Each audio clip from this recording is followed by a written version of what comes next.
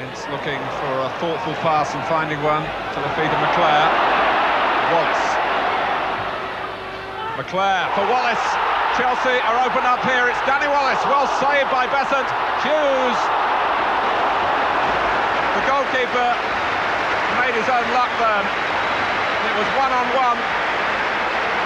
Hughes had a chance from the rebound but couldn't really scuff it in.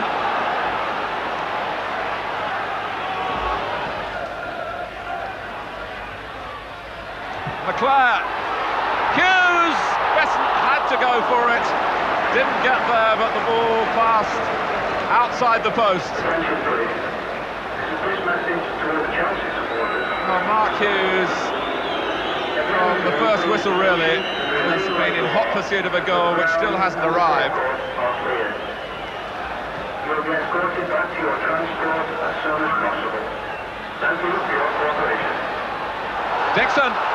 Played through by Hazard, he's onside, Chelsea can win it, they can still win it with Dixon, stopped on the line by Bruce, amazing. The Hazard-Dixon combination working perfectly there for Chelsea in every respect except putting the ball in the back of the Manchester United net.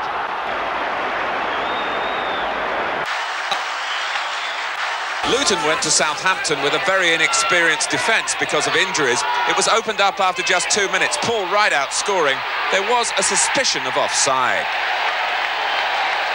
As Southampton then relaxed, Luton lifted themselves back into the game. And in a match of 9 goals, this was the most spectacular. John Dreyer with a venomous volley. Southampton, though, cashed in on Luton's looseness at the back. Matthew Le Tissier ducking in front of Richard Harvey. 2-1, 4 minutes before half-time. For Luton manager Ray Harford, more problems. Another defender, Marvin Johnson, unable to come out for the second half.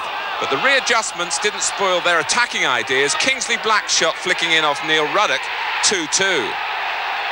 Ruddock, though, helped restore Southampton's lead. His header down, Rodney Wallace applying the final touch. Luton goalkeeper Alec Chamberlain admitted he should have come for the corner.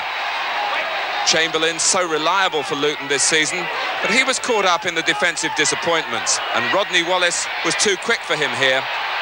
4-2 to Southampton after 71 minutes.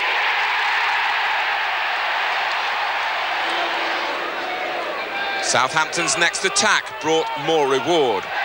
The goals certainly being shared around. This one for 19-year-old Alan Shearer, smacked in at the second attempt. 5-2. Southampton without a league win since their demolition of Liverpool. They relish this situation. Luton's marking loose again. Rideout ramming in the header. Number 6. At least Luton finished the match on an upbeat. All credit to their character. Lars Elstrup confirming that they can score 6-3. Now they have to find some fit defenders to stop the goals against them. It used to be a bonus to come away from Plough Lane intact, let alone with the points. But Wimbledon have only won once at home. Villa with a goal in each half. Tony Daly setting up David Platt for his 11th of the season. Now, Graham Taylor's side are making a concerted challenge. 7 wins now out of 8 and right up amongst the leaders. Tony Daly, current market value $1.5 million according to Taylor, wrapped it up 8 minutes from the end. Another of those twisting runs coming in from the right wing position. The boy really is hot stuff at the moment.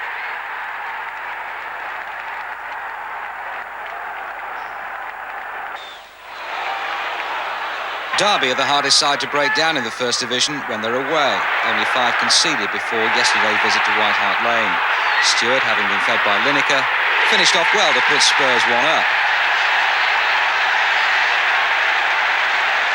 But Derby, disguised in a colourful away strip, hit back by exploiting the nooks and crannies in the Spurs defence. The tight marking is non-existent. In fact, this could be part of a coaching video. How not to do it. Thomas hopelessly confused by Pickering's cross. Michael White enabling Dean Saunders to get his 12th of the season, the First Division's top scorer.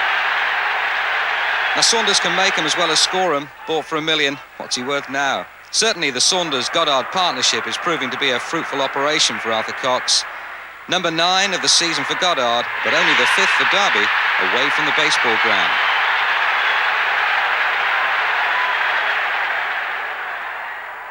Coventry's Cyril Regis might be rationing his goals these days, but his timing is still top class. When Andy Townsend was beaten by spin, it was Cyril who secured the 3 points against Norwich City with just 6 minutes left. It's certainly a Regis revival following his winner at Liverpool 3 weeks ago and at Manchester City in the Littlewoods Cup last Wednesday. Nottingham isn't Everton's favourite haunt at the moment. A Littlewoods Cup crash landing after referee George Tyson had called a controversial timeout. Everton going down to the resulting free kick, returning pointless yesterday after that penalty. Martin Keown bringing down Steve Hodge, Nigel Clough's penalty winner. It's not all tough luck in Everton's case. Neville Southall was the man of the match and they haven't won for 6 games. You probably get the message.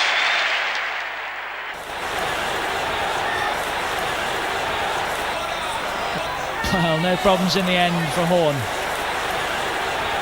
who finds Carter out on the far side, and Rangers might struggle here. Millwall swarming forward. Here's Waddock. Well, they've lost the pace of it now.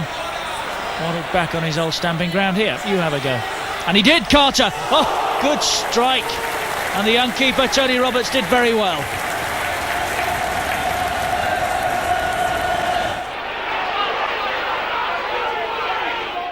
Mel Machin's 30 months at Main Road weren't entirely unsuccessful, with the 10-1 thrashing of Huddersfield Town, the 5-1 thrashing of Manchester United, and in between, promotion to the First Division. But the First Division has been tough for City. Second to bottom, no away wins out of the Littlewoods Cup. A 1-1 draw with Charlton on Saturday, not enough to save Mel Machin.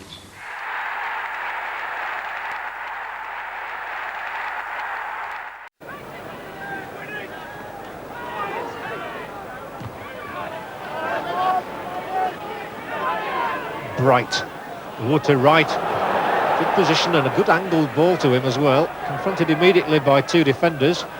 McGoldrick gets his cross in though. Oh, and here's a chance for Andy Gray. 1-0 Palace, sweetly struck, but a calamity in the Wednesday defence in allowing the ball to get across there.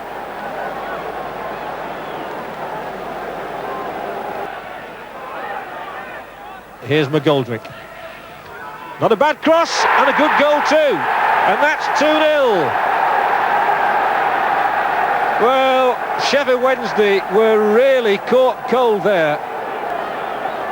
And Jeff Hopkins comes in.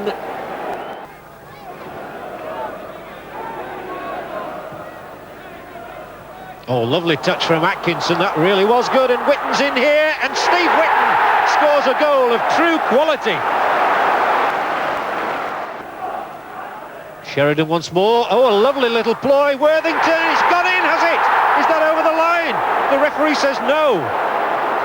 Well, you can't get closer than that. Worthington's cross. They're still here. Away as far as King, who knocks it back in. No offside. Hurst puts it in the air. Sheridan, and he's gone down. It's a penalty. Sheridan brought down a yard inside the penalty area by Eddie McGoldrick, and a chance for Wednesday to get a point. Now Hurst takes them left-footed. Can he score? He can! 2-2. Wednesday deserve it.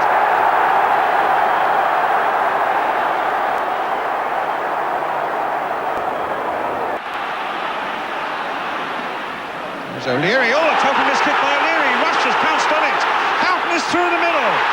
And a great chance for Liverpool against the post.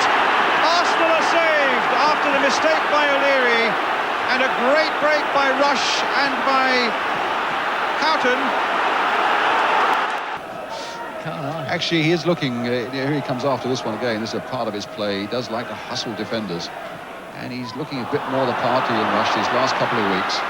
But at the moment it's Beardsley. Oh, and he's got past O'Leary. He's trying to get Barnes in onto that left foot, a chip across there.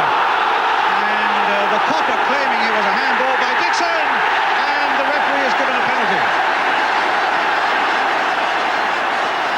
Dixon unsure about it, but the cop, I must say, reacted instantly. The referee, I think, probably looked at the linesman as well.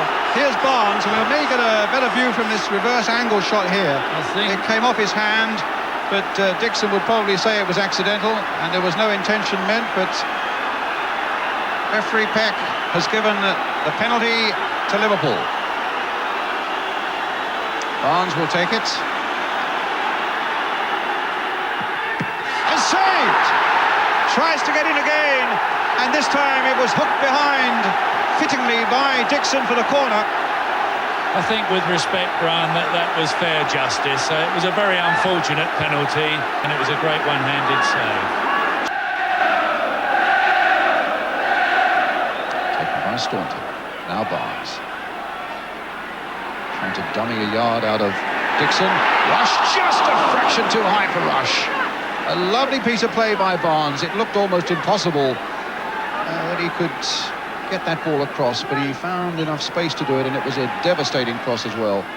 Rush again. McMahon driving it!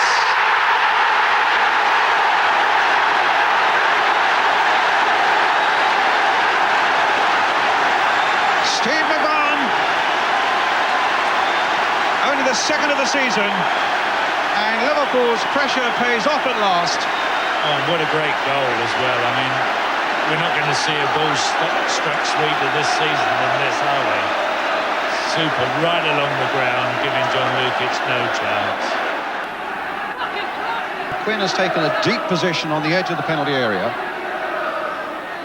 Now he's making his run. Smith coming in behind him. It's Smith's header.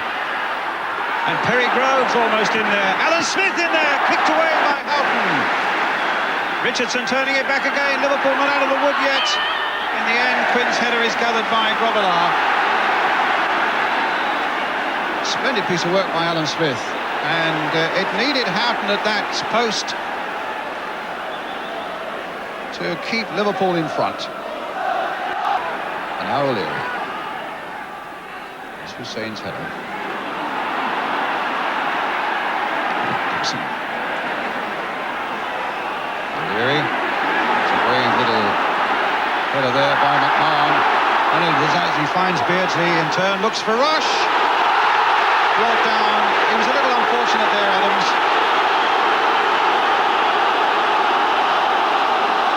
And it's a free kick for Liverpool.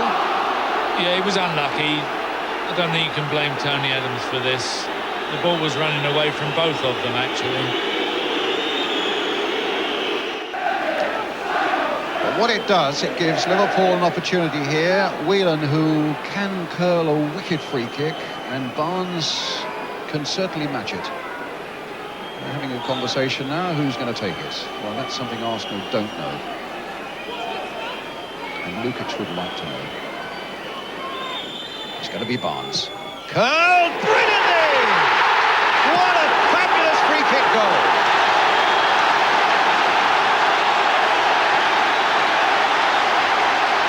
What a glorious moment of pure football skill from John Barnes.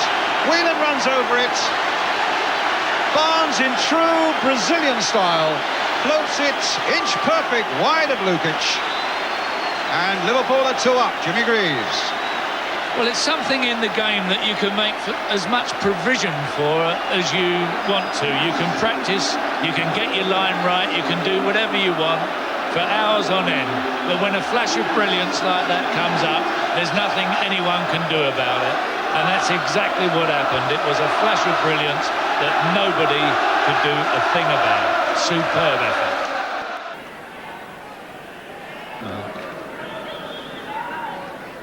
Adams getting above Beardsley. Hayes. To Smith. Staunton's in there. Smith! And Arsenal have pulled one back with Alan Smith.